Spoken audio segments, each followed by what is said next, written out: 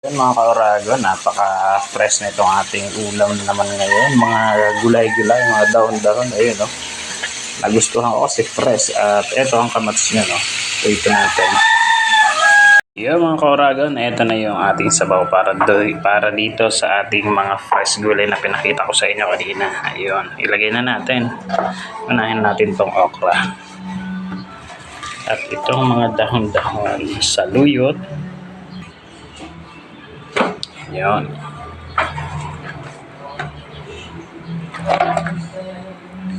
At ito, ilagay lang natin sa ibabaw. Hindi ko masyadong hinimay-himay pero dahon. Gusto ko yung ibubusa lang natin yung nasa dulo. Ayan ang mga ka-Oragon, kumukulo na. Ilagay natin tong isda.